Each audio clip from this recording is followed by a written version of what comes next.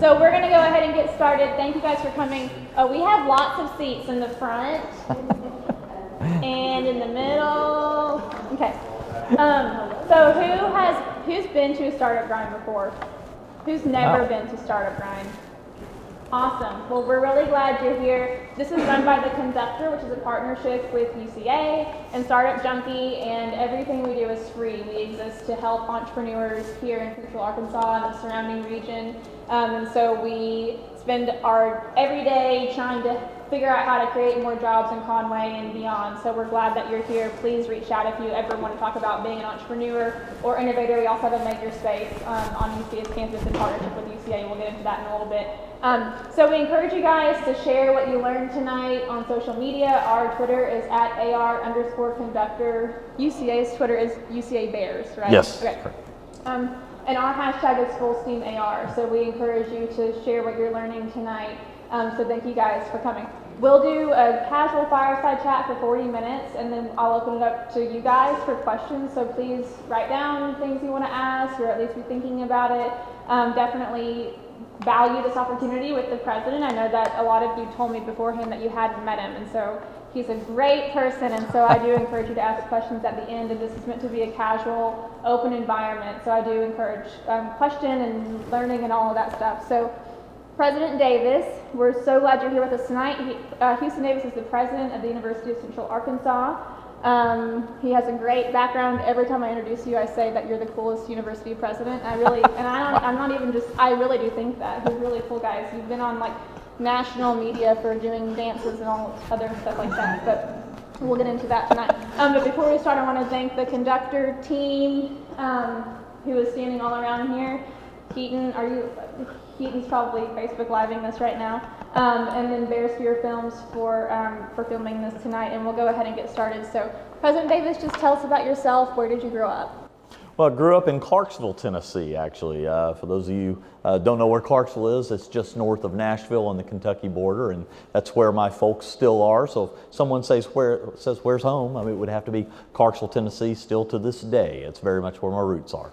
Awesome. So tell us about your educational background, basically all the way up until you're graduating undergrad. Sure. I graduated Clarksville Northeast High School, and then went from there to, at that time it was Memphis State University, now the University of Memphis. Most people know it by. There's still the diehards that can't get away from the Memphis State namesake. And then did a master's degree at Tennessee State University in Nashville, Tennessee, and then did my PhD at Vanderbilt University. So all three of my degrees were from Tennessee-based institutions. None of those, though, from the Big Orange place up in Knoxville. That was 3 times I swore an allegiance against the Big Orange. So. Okay, so I want to dig into that a little bit. So tell us about your undergraduate experience. Like, what were you majoring in? What did you want to do at that point with the rest of your life? And then talk about your decision to get your graduate degree right after that. Can you just tell us a little bit more about that? Certainly, and you probably will read in my answer, it's why I let 18-year-olds off the hook, that they don't have to know everything about what's next. This is the point of a university education, is to get broad-based exposure to so many. I can't say that at 18 that I knew exactly what I wanted to do. Most of the time when I meet a student that knows exactly what they want to do, that tells me their mama knows what they want to do.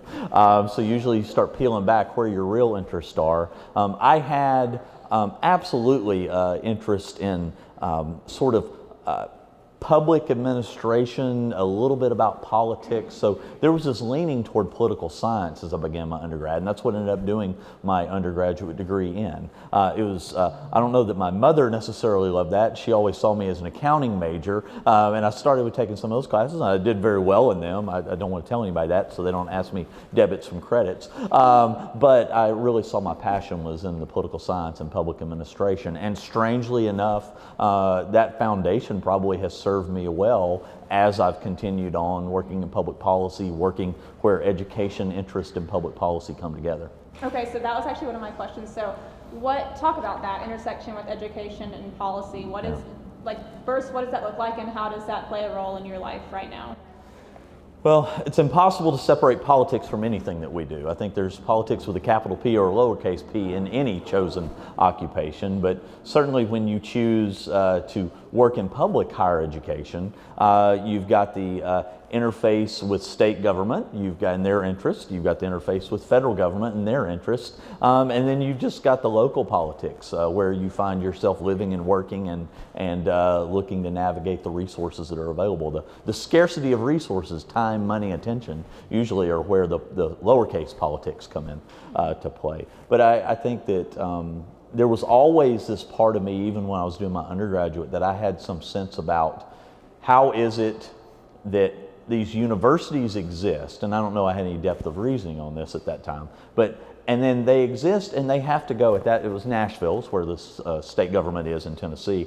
They all have to go to Nashville to negotiate what they do, to get permission to do new programs or to get new resources to do that. So even as like a junior in college, there was this kind of interest in how does a funding formula work? How do those lobbying interests at the state capitol work with the University of Memphis and what they're trying to do in the local area? So at a very early time in my undergraduate, I had a number of people at the University of Memphis that sort of allowed me to get a glimpse into that and at least planted the seed that one day that I might actually work in higher education. So your bent at that time was higher education, not like politics? Correct. And why was that? Probably because my mother would never want to see my name on a ballot, to tell you the truth. And I know Jenny, my wife, would echo that. It really was more, I remember there was a project that I was able to involve myself. It was the University Business District Partnership. That was a major thoroughfare where a lot of the eateries and the bars were off of the University of Memphis campus, and then there were a number of other commercial interest and residential properties that were just off of campus in all three of the other directions. And that University District Partnership, it's where the Chamber of Commerce, it's where economic development interests, it's where planners, and that's where that public administration part came in. So being able to serve on that group and realize that there was my interest in political science and public policy playing out in an education arena, it was that, hey, education doesn't exist in a vacuum. It's very much working. It's about economic development. It's about labor and workforce development. It's about understanding what your partners in the local area need. I didn't know what it was at that time, but later on I adopted this idea of making place matter. I mean, it's universities that really are attending to what their local, their regional, their state, and the national play is for their university. And I would have to say those early days of kind of getting a glimpse into that economic development chamber and university partnerships at the university district partnership level played a lot in really shaping what I would eventually do. So talk about after undergrad, what was your master's degree in and why did you choose that path? Well, after my undergraduate, I actually went to work for the University of Memphis operating, it was a little bit of a startup. We were operating an office in Nashville, Tennessee, where we were working with, it was 67 counties in Middle and East Tennessee, looking to work with the alumni networks in those areas, and then also looking to obviously do recruiting and marketing work in those areas. The university was trying to have greater presence in Middle and East Tennessee. So, when I began that, I had in the back of my mind that I would work on a master's degree. At that point, it was just going to be part-time while I was working full-time, and I was able to start at Tennessee State University and began working on my educational administration degree at that point. It was the place, and that's probably where I put the chocolate and peanut butter of education and political science together, and really looked to shape, with that program being based in the state capitol, there were lots of opportunities for internships inside of state government. So I knew that would at least give me an entry point, and it did. It led to an opportunity to do an internship that carried not only through my master's degree, but into my PhD at Vanderbilt. Okay, so you went straight from master's to PhD. I did. What I ended up doing, I was working full-time, working for the University of Memphis. The internship that I was provided through the governor's Leaders of Tomorrow program, I think was what it's called.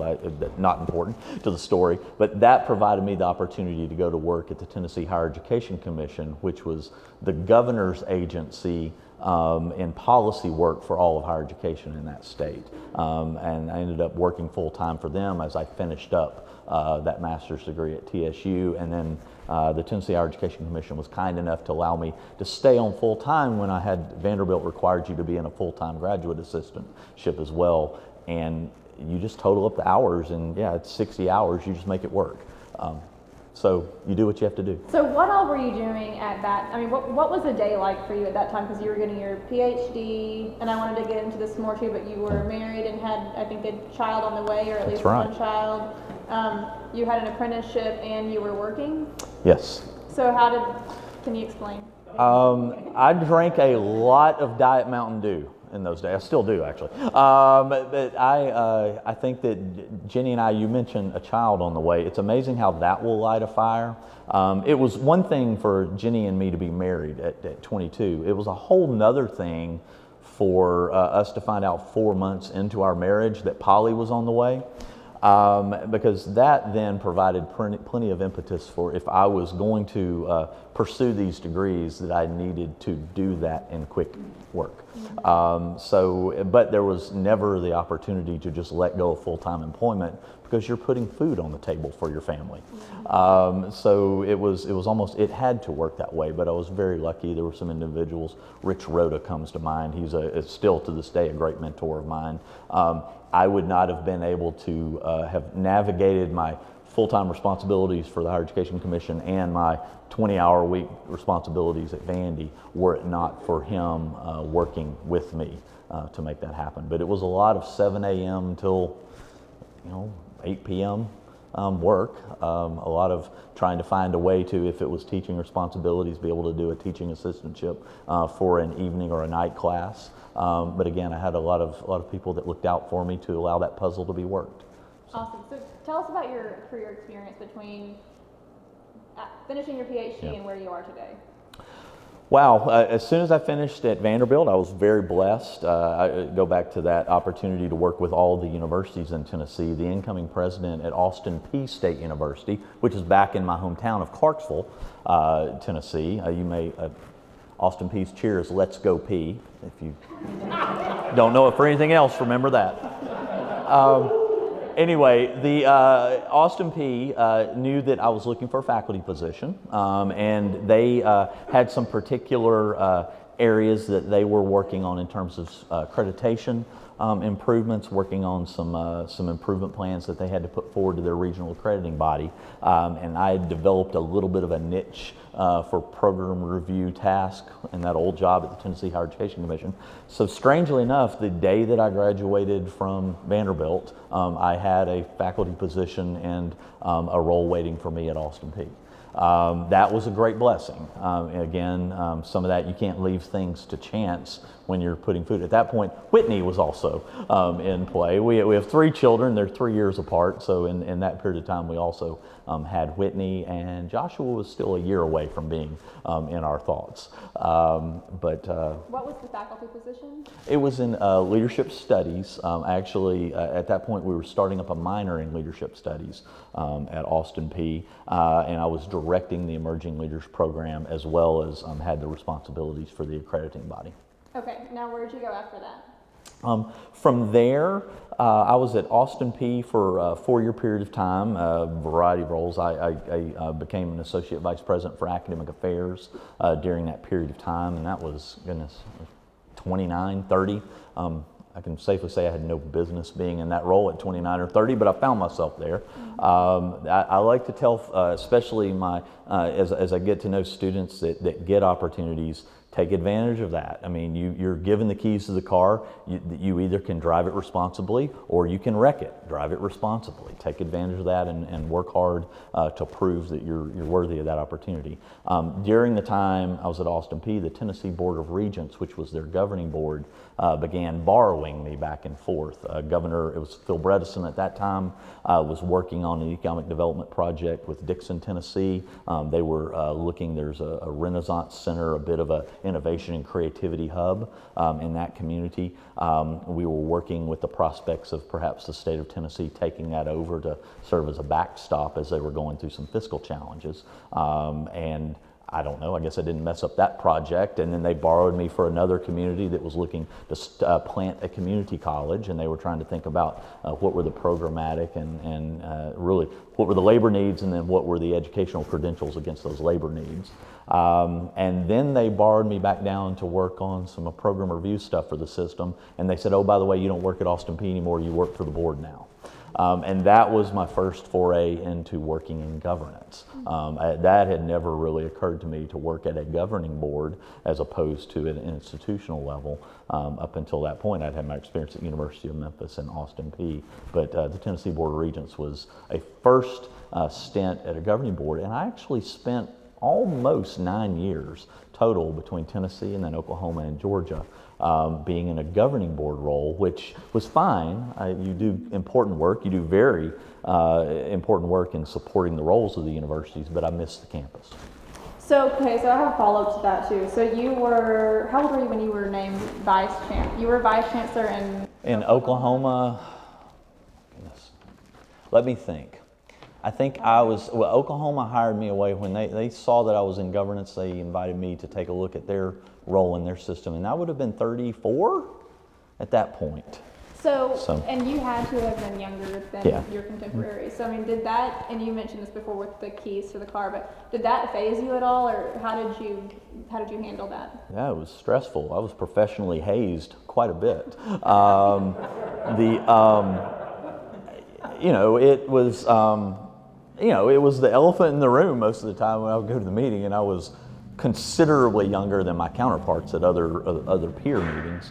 I think I did not at all get the benefit of the doubt in any of those roles. I mean, when I went to the Tennessee Board of Regents as Associate Vice Chancellor, I went to Oklahoma to their governing board as a Vice Chancellor. No one gave me the benefit of the doubt. I think I had to prove myself for a cycle that I could handle it, but I also had to know that dynamic was there. And another great mentor of mine, Don Carson, a lot of advice that he gave me, but two pieces were work hard and keep your head down. Those two things that, he taught me when I was 19 or 20, when I found myself in those roles, was to work hard, keep my head down, and prove myself, because I knew that a lot of people were watching and were at the very least dubious as to whether or not I could handle those responsibilities. Mm-hmm. Okay, so I have a couple of follow-up questions here. So one is, a lot of extremely successful people stay in one company for like 30 years and work their way up to the top, and a few other people have switched careers a lot, or at least transitioned to different places. So talk about your path, because you do have a diverse background, and what are your thoughts around that? Well, another piece of great advice, and it was sort of pushing me out of the nest advice, a gentleman named Bob Levy, who was the Chief Academic Officer for the University of Tennessee. He kind of took me under the wing, and it was a lot of tough love advice that he usually would give me, but a part of that was he observed that after I'd been in my roles at Memphis, Austin Peay, Tennessee Higher Education Commission, and Tennessee Board of Regents, he said, Houston, you're able to do these jobs because you're connected and you know a lot of people and you get to cheat. You can pick up the phone and call somebody. He said, you need to go somewhere where you don't know anybody. He said, it'll do you some good. And that was about a year prior to us actually taking a plunge and taking an opportunity that took us outside of the Tennessee network. This is a crazy sort of process. Jenny and I knew that we were open to the idea of looking at moving to a new location, and again, she knew that Dr. Levy was certainly a mentor, and he was certainly a helper to both of us as we were starting our careers and starting our personal lives. We did this exercise where we took the map. I'm very, I don't know, I can be detail oriented sometimes. We took a map of the U.S., and I had Jenny they had a green marker, a yellow marker, and a red marker. And the green marker was for any state that, no questions, she would move to. The yellow marker was, yeah, we'll move there if the money's okay. And then the red marker was for a state that there's no way that I could ever convince her to move there. And then I did the exercise as well, and then we took all of our states that were marked in green, and we did a master state calendar or state representation of all of the states that we both agreed were green. And Oklahoma happened to be a green state. For very crazy reasons that we both got to that point. But it was around that same time that this opportunity in the Oklahoma system came up. And we did not know anybody professionally, had no family connections. Probably saw it as, hey, that's going to, if we can get that opportunity, what a fun 2 or 3 year thing. That'll be great. We'll go and we'll have a good experience, and then we'll move right back to Tennessee. Little did we know, I mean, that was 7 years in Edmond, Oklahoma.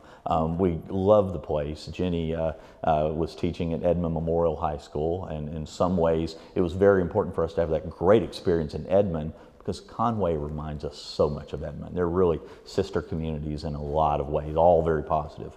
But that opportunity in Oklahoma really grew out of trying to break down all those cheats that I had of having a network that knew me and put myself in a position where I had to prove if I could really ride the bicycle or not. So in some ways, that was another graduate degree. And I still thank Dr. Levy for that piece of advice, because it enabled, when I got the opportunity in Georgia, I mean, it was nothing to walk into a place where I didn't know anybody. I'd done that before. There was a little bit of a confidence, but also knowing that I would spend 2 years building up my reputation, and I would spend 2 years proving myself. I would spend 2 years getting professionally hazed again, and really showing that I could indeed handle the responsibilities. I was going to ask that exact thing. So what is your advice from going from you're a big fish in a small pond, everyone knows you, you've proven yourself, to now you know you have to go bigger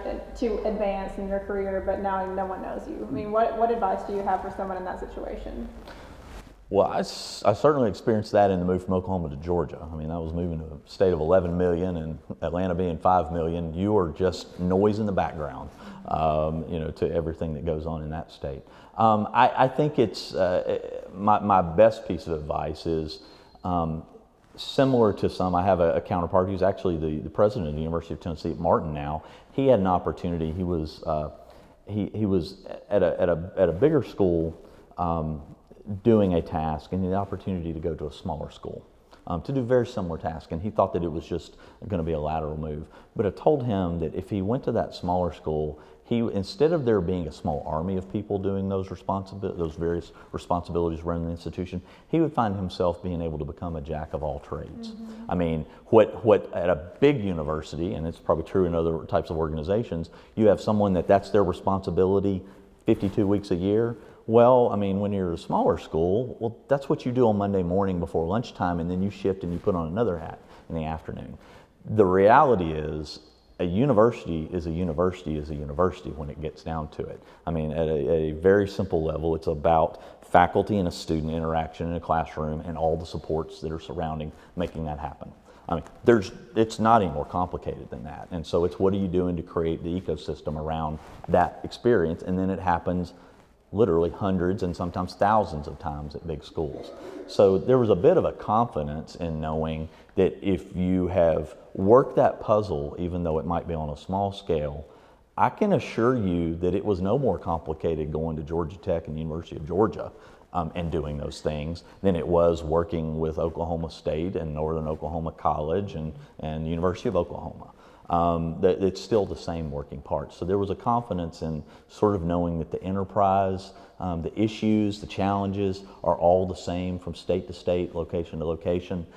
It's just who's doing something about it. Mm-hmm. It usually boils down to, yeah, they're sacred cows, but it's, okay, so whose niece was that put that in place? If you understand that historical and cultural variable, that's the complicated part. It's not the puzzle that has to be solved. But it sounds like there's a certain level of, you have to just have a lot of belief in yourself that you know what you're doing, because other people don't know that about you. Like, they don't know what you've been through to have that credibility, or do you think it's not like that?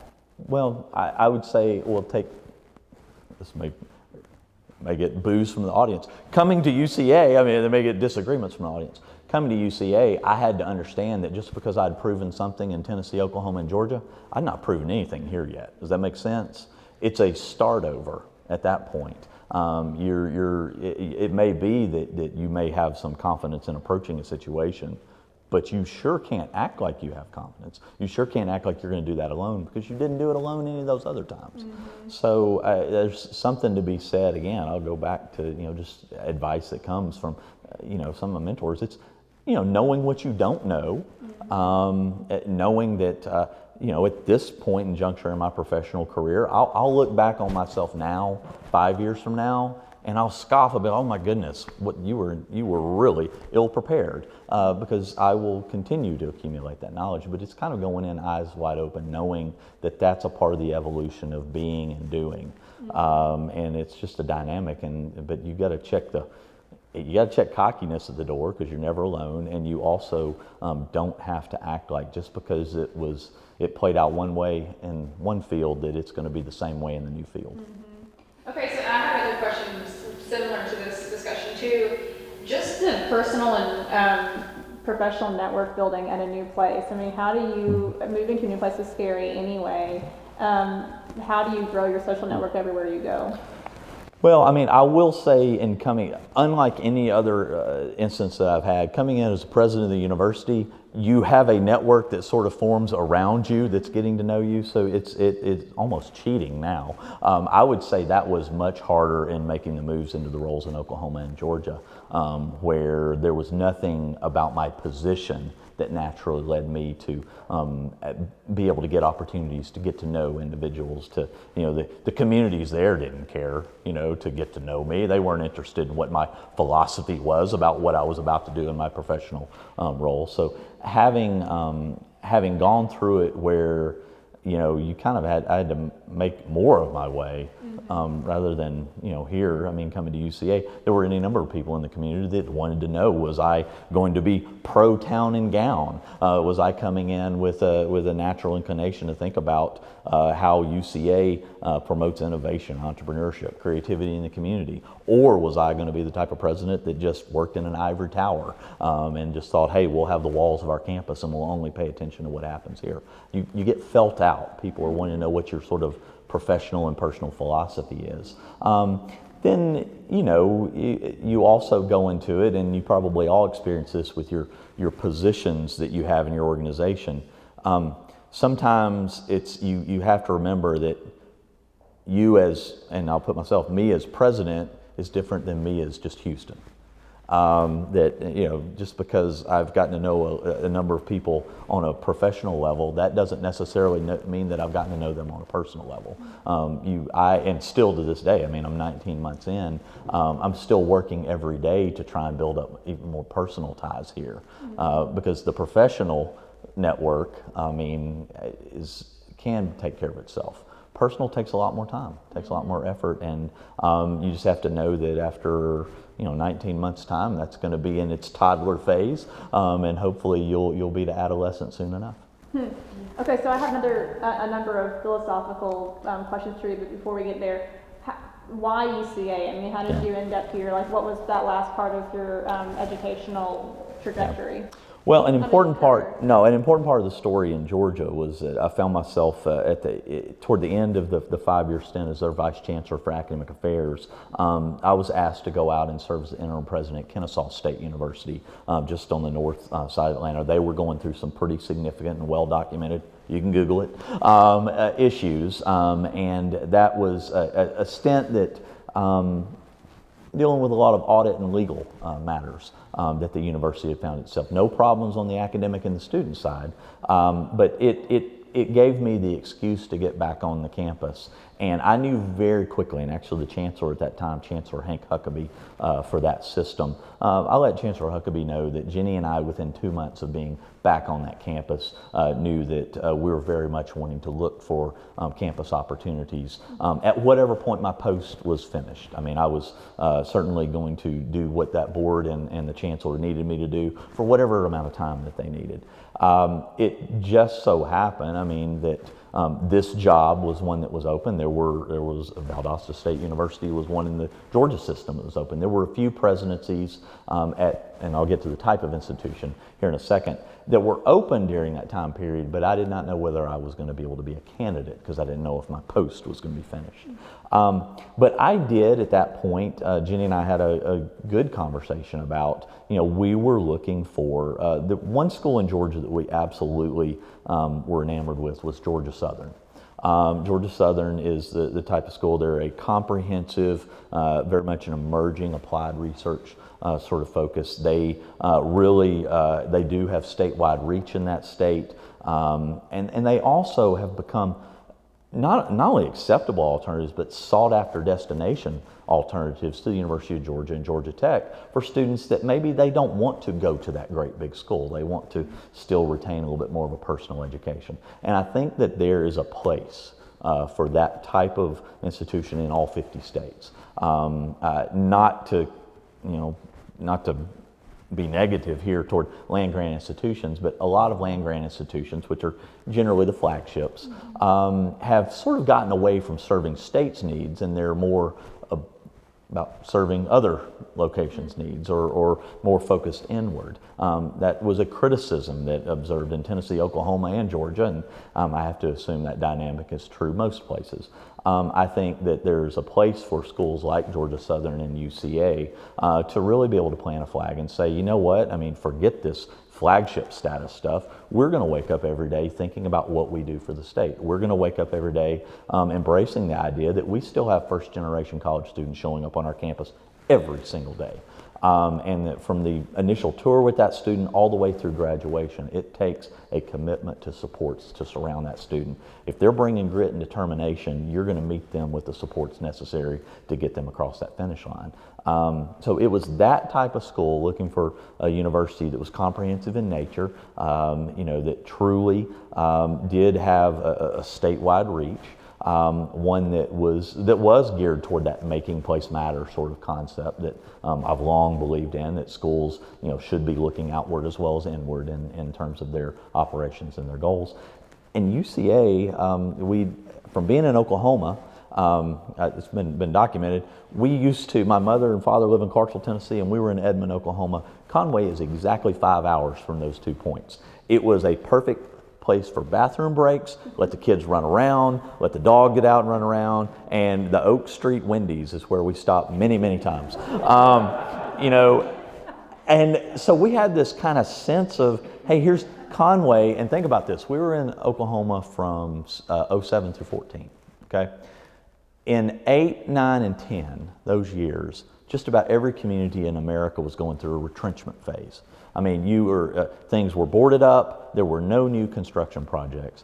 But during those stops in Conway, we saw that this place continued to move forward. Now, we didn't know how, but what we saw was every time we seemed to make a stop, there was something else new. Every time we made a stop, there were some new sidewalks in. Every time we made a stop, there was something else in downtown. So it was in the back of our minds that there's this University of Central Arkansas that I knew from the national reputation that met all those criteria. But it was in this interesting place called Conway, Arkansas, that we didn't know anything other than the Wendy's. That we knew that they had found a way through 8, 9, and 10, when everybody else was shutting down projects, to keep things going. Mm-hmm. So that intrigued us. And if you want to know why we applied, a lot of it had to do with, Jenny left it up to me to know whether this was a good university and a good job. Mm. It was up to her to determine whether this was a good community. Does that make sense? So we were drawing from a lot of those sort of, we were inferring a lot from what we saw during that point in time. And then again, we saw, Edmond and Conway had a lot of the same markers, built around families, built around, attracting and retaining young professionals. All those, every piece of literature about Conway, and that was the same in Edmond, just reeked of those being the goals. So we knew there was something special going on here. And again, we weren't afraid to take a shot on a place that maybe we didn't know anybody, although we had a couple of friends. Trey McClarkin's a guy here in town, was one of my fraternity brothers. There were a couple of people that we could call upon to learn more, but really we weren't afraid of moving to a place where we didn't know anybody because we'd already done that. Mm-hmm. The Oklahoma experience broke us. And again, I go back to the Bob Levy, get out of the nest, son. Mm-hmm. Stop using your cheat sheets. Go somewhere, see if you can really ride that bicycle. Mm-hmm. That has stuck in my mind for a long time. Was Arkansas one of the green? It was. Yeah. Actually, it was, and I can remember the dynamic. This is absolutely true. Jenny and I, having done our undergraduate degrees at Memphis, there is, and you have to live in this region of the country to understand. But if I say, could you draw the Mid-South on a map, there'd be a lot of commonality to what everybody in here would draw. I mean, you get it. It's West Tennessee, it's the Boot Hill, Missouri, it's Arkansas over at least this far, northern Mississippi, the Delta region. I mean, that is a region of the country that's not necessarily known to others that don't live in it. We loved our time in Memphis. We had a lot of friends from what I just described as that geographic footprint. That had always been, any time that we could get back closer to that network that just culturally felt very comfortable to us. That was kind of a moving home, and we're closer to Jenny's family in Vicksburg, for instance, than we've been at any time since we graduated from Memphis and moved up to Nashville for me to start that office for them. It really, it's kind of put us back in a natural feeder pattern. I like to say all of our family reunions are much closer to us than they've been in a long time. And it is very comfortable to be back here personally. Awesome. Okay, we're tight on time. I'm going to ask you a couple more questions and then open it up. Talk about the future. So you got here a little over a year ago? About 19 months ago. Okay. Talk about the future of UCA. What do you foresee, and what are your goals? Well, in the very short run, I mean, we're really trying to position some emerging programs that are interdisciplinary. One that comes to mind, we've been talking a lot about the cybersecurity degree here recently, and a lot of people think, well, that's a computer science. No. I mean, computer science is there, and yes, management information system is there, but that's as much geopolitical and ethical as it is any other thing. I mean, because the reality is, I mean, when you're training and being educated in that area, you can utilize those tools and those gifts and that knowledge to do good things, or you can work for the other side. We're looking at that as something that there are 5 or 6 departments at the university that are going to be working within that cybersecurity degree space, because broadly, information assurance is touching every category of employment. I mean, that's documented almost a daily basis in the news. I think that we've got some programs that are absolutely just about to pop. We need to be able to open up more spots. The health sciences areas come to mind. A major priority in the next year is going to be to work toward an interprofessional health sciences complex. We'll be both fundraising as well as working on our financing to be able to move forward with that project. That's going to be so important to this region. If you think about right now, we're admitting 77 nurses in the cohort every year, and that's the maximum that we can based on the space that we've got, and the external accrediting board isn't going to allow us to move forward with really more slots until we commit to that facility. If we were able to have a cohort that was 50 more, I mean, across a decade, that's 500 more nurses that are going to make an impact in the Central Arkansas region. That's a game changer economically. When you think about quality of life, when you think about rural health, you think about all those things that go into, I mean, that nursing shortage isn't just about the hospitals and the health systems. I mean, that's about communities being able to really see that they've got a way forward in terms of overall quality of life. I think about our business building. It's funny, I look at the pictures from when we opened up that building. That was not that long ago. I mean, the people in the pictures really haven't changed that much. And we've already filled it up. We're bursting at the seams. So we've got real needs to think about where we can grow those programs as well. And I mean, others around the campus, I would say, we're taking a hard look at making certain that we don't forget about the fact that our historical roots are in our College of Education. But it's, excited about the dean's leadership in that college. I mean, where they are in thinking about leadership in terms of ed tech, thinking about leadership in terms of the changing nature of teaching and assessment. It's affecting from preschool all the way through graduate school. And I'm excited about, where those programs are being positioned for the future. So a lot to build upon. Certainly new things like cybersecurity that weren't necessarily on the radar screen as degrees even 5 years ago. It was certainly certainly talked about and embedded in programs. But new program development are going to open us up to new populations. We added the engineering physics and the computer engineering in the last year. That had been attempted for about 17 years. We finally got that across the finish line. Appreciated the support at the state level for that. Again, that rounded out us really being able to say we're a comprehensive institution. Awesome.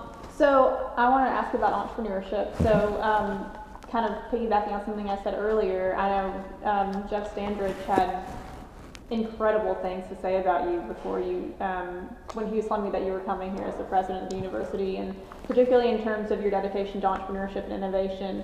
So can you talk a little bit about that and why, and I know, just so you guys know, you've been a huge supporter of the Conductor, which has been huge for us. So can you talk about that and why do you think it matters for education?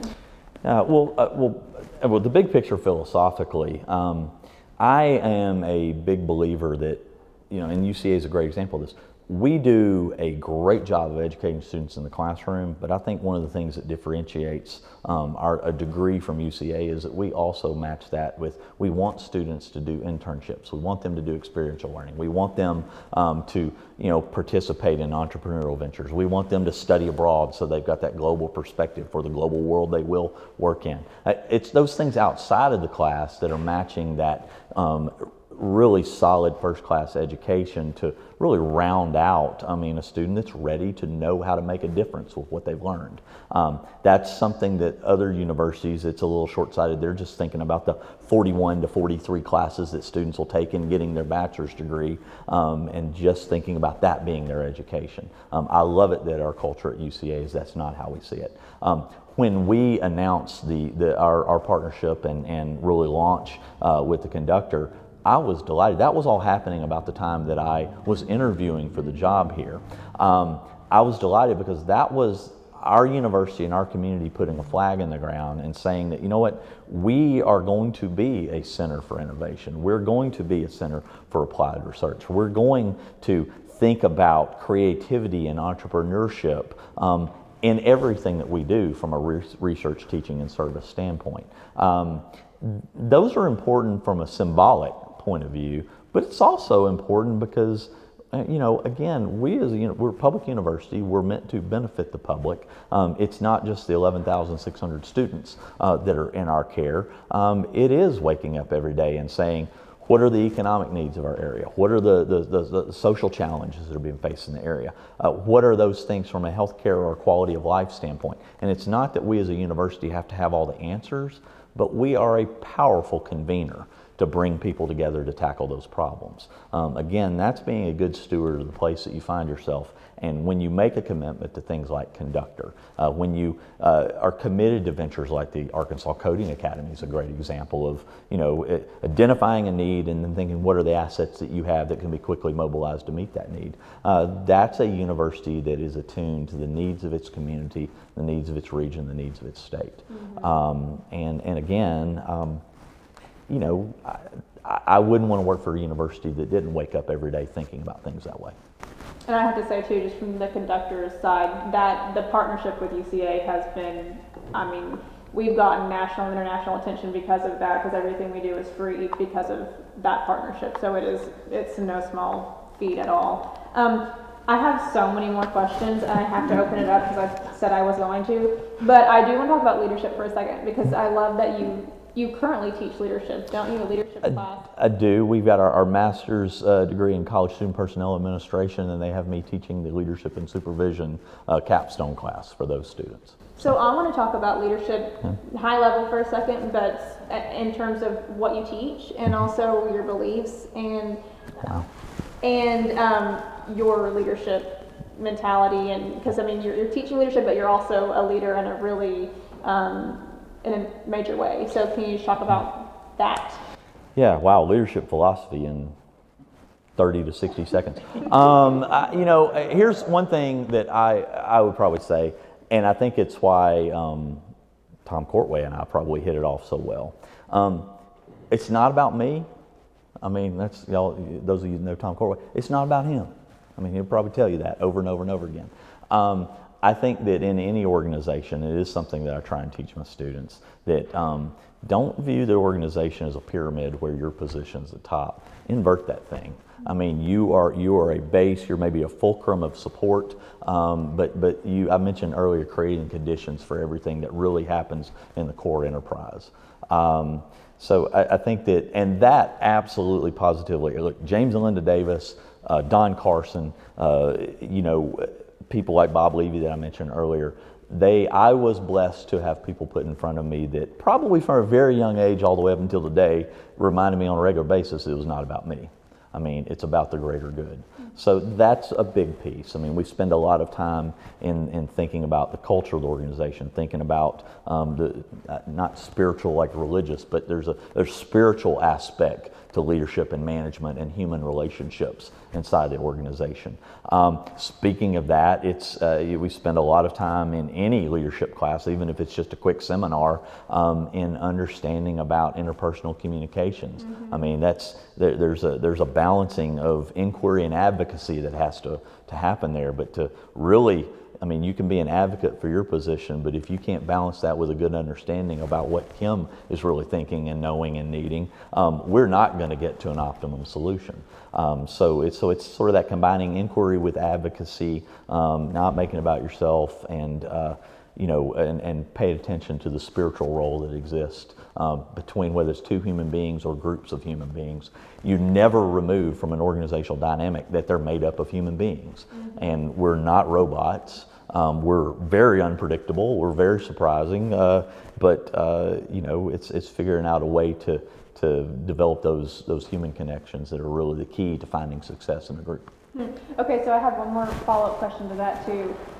So there has been so much communication on the millennial generation and the generations after it having no interpersonal skills and no soft skills, and I'm really curious to hear your thoughts on this, because you obviously are thinking about students all the time and work with students really closely, and tell me your thoughts on that. Yeah, actually Jenny and I were just talking about this yesterday. We always think when we are hearing that it sounds like, oh, kids these days. It just sounds like an old person talking about a young person, because I don't care about what age band you are. The generation ahead of you thought you were worthless too. All right? And there's a lot of age bands in this room. I mean, and the generation that right now is having that, sort of, faux criticism heaped on it, they're going to say the same thing about kids coming up. I'll say this about, the young men and young women that are coming into universities these days. I don't know that I've ever seen a group of people that are more committed to community, that are more committed to addressing, helping the weak, watching out for the weak. I don't think I've ever seen a group of students that come in more attuned to do things like we do, like the big event. I mean, I don't know if those of you here in Conway are aware of the big event in the spring. We have on a Saturday morning, and it's winter into spring. I mean, it's not spring yet.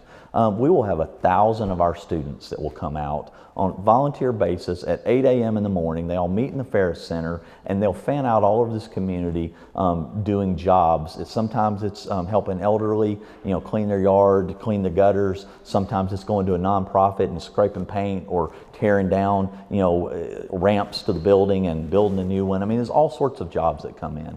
To think that 1,000 of our almost 12,000 students would do that. Name another university in America that's got that high a percentage of their student body that would come out, and that's sort of service above self sort of territory for those of you that are Rotarians. There's a little bit of a community giving back ethos that I think is true of students now that I can safely say was not, for my generation. We were latchkey kids. I mean, let's not talk about that era as if it was all glory. We were the children of divorced parents, latchkey kids. We were the boob tube was true because we were on TV all the time. I mean, it's not like we were great, but we found our way. And guess what? These kids will too. Interesting. Okay, I'm going to open it up for questions now for real. And just so you know,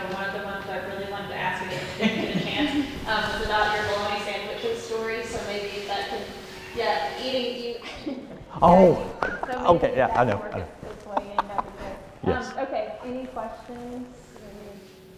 Can you tell the bologna sandwich? Yes. Actually, boy, this is some advice that I would give to any young professional, somebody that's getting started.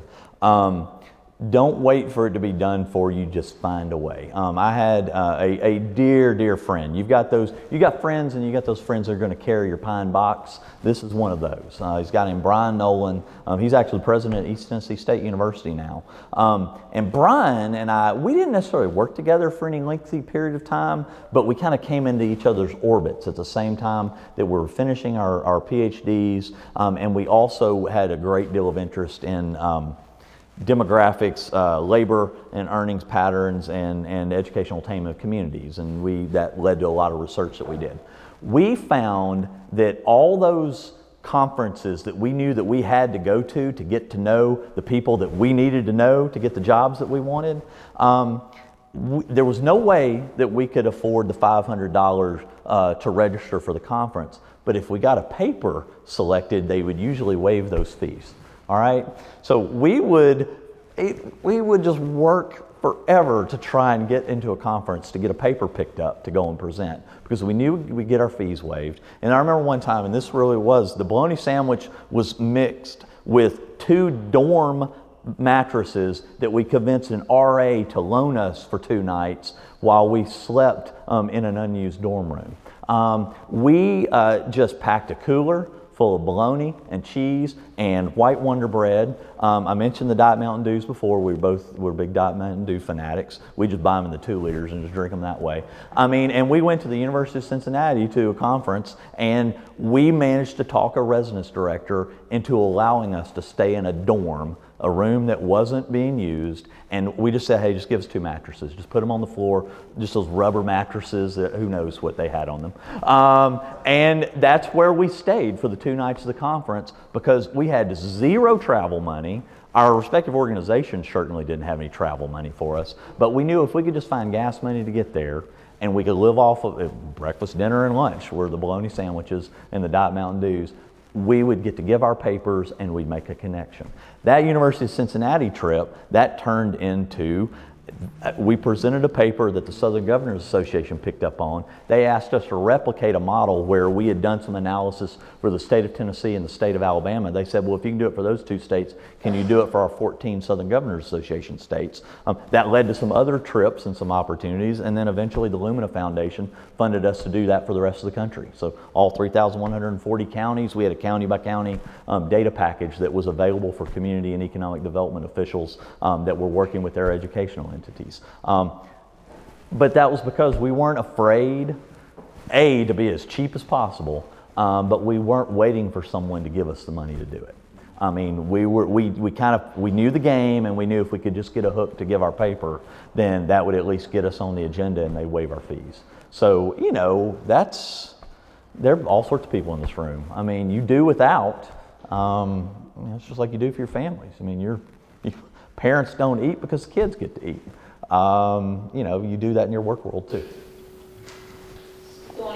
Yes.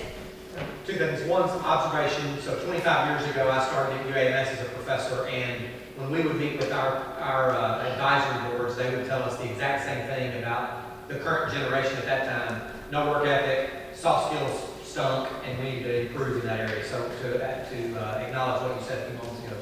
You've been here 19 months. What keeps you awake at night? Look, as college president, it'd be impossible to say what keeps me awake at night is, unfortunately, things do happen on college campuses when you have 11,600 students and a couple thousand faculty and staff. Somebody's doing something they're not supposed to be doing at every waking moment. So, it's that you're running, in addition to a university. We got 4,000 students that live in the residence halls. At any point during the night, there's probably another 500 to 700 between our police, our residence hall staff, and other support positions. It's a small town, 24 hours a day. We get a little break from that during the summer, but the camps and other things pick up. So you have to understand that it's almost like being a mayor in that aspect of the job, and you've got a lot of people that you're looking out for. And I can promise you the calls at 2 a.m. are never good. You fear all the time. We've had 3 students pass away. I mean, a car wreck and a couple of other very unfortunate situations with the other 2 stories. Those are the things that keep you up. I have to also assume you're thinking about operationally some things that'll keep you up at night. I mean, you worry about enrollment from year to year. You worry about, you make a lot of calculated risk. You're placing investment bets in different programmatic areas. And lots of times you view those as startup ventures, and you're hoping that after 3 or 4 years, those things kind of take hold and there's a natural flow of resources just like other departments. When those things don't pan out, and I've been around literally hundreds of universities at this point. That's very stressful because you have to reverse course, and you have to, sometimes you have to, it's fish or cut bait time on things. And when those things happen, you know that lives are involved. I have to remember, go back to it's a community. Just because you may be making a decision that's best for the operation of the university, more than likely families are involved.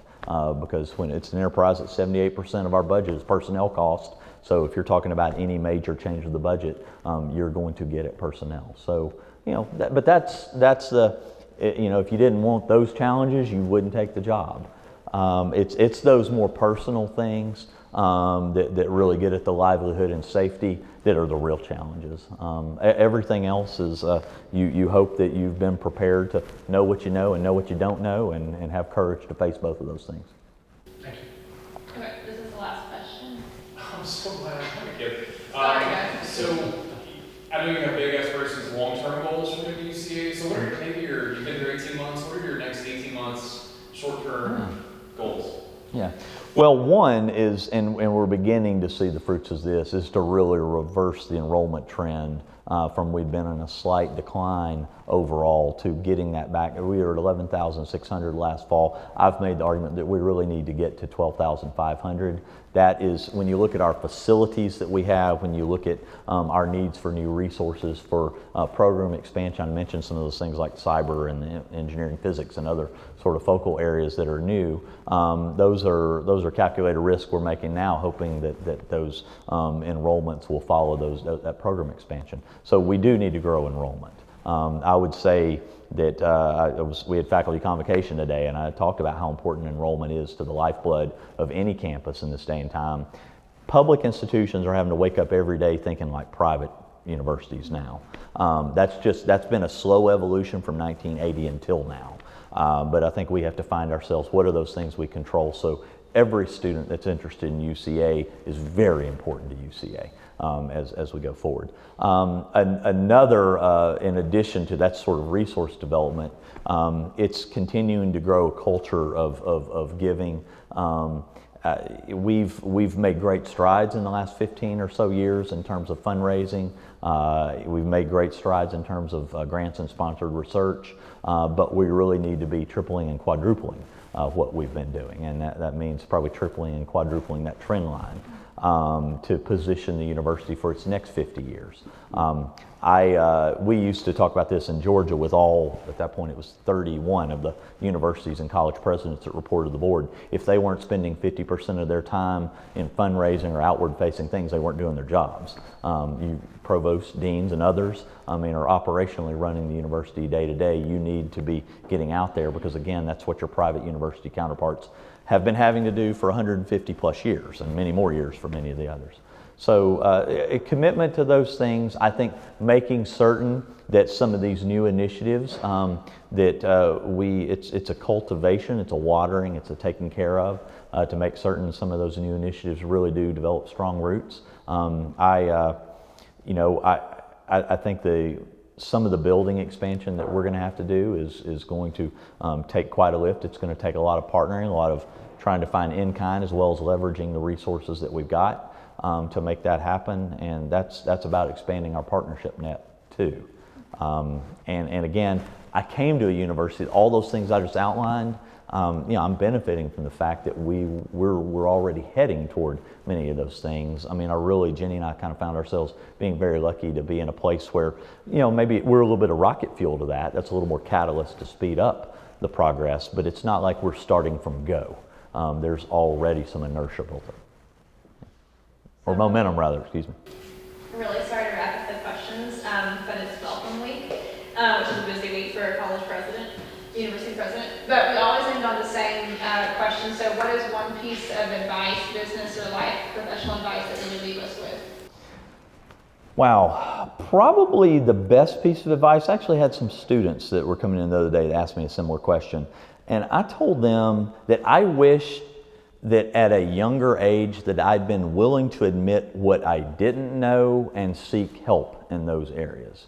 I mean, it didn't matter whether it was a lack of knowledge about communications and messaging. It was it had to do with legal or financial. There was a point in my early career that I don't know. I was probably the bad kind of pride. There's good pride and bad pride. It was the bad kind of pride that led me to not be willing to admit where I needed help and then know that there were resources out there to go and seek those as a young professional.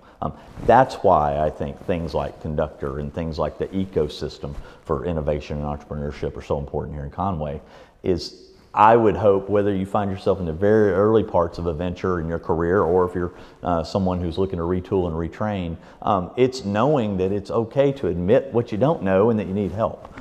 That was, maybe everybody else had that at 18, 19. I didn't. I don't know that I evolved to be able to do that professionally really well until I was probably early 30s. And it was incredibly freeing once I did that. And I was a lot more effective in my role because again, it measures up with you're not doing it alone, but sometimes it's being open to criticism and open to constructive criticism that leads to improvement in what you're doing. And you're not always going to have that within the little network that you formed. Sometimes you've got to go elsewhere looking for it.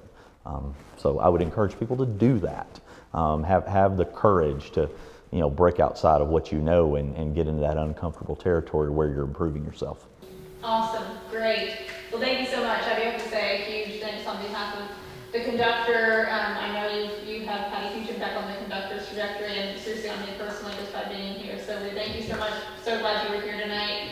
We have ice cream and tacos in the back, and I do encourage you to reach out to the Conductor if you ever need anything. Jeff Standridge is the Chief Catalyst and can do one-on-one consulting at a makerspace. But thank you so much, President Davis, and we will see you all next time. Go Bears!